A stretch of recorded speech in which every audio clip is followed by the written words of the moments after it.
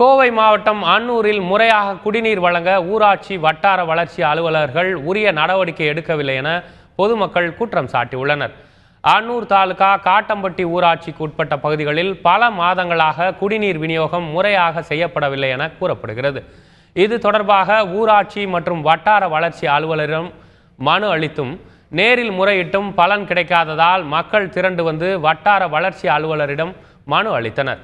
சட்டப்பேரவை தலைவர் தனபால் தொகுதி என்றுதான் பெயர், எந்தவித அடிப்படை பணிகளும் முறையாக செய்யப்படுவதில்லை என பொதுமக்கள் வேதனை தெரிவித்தனர்.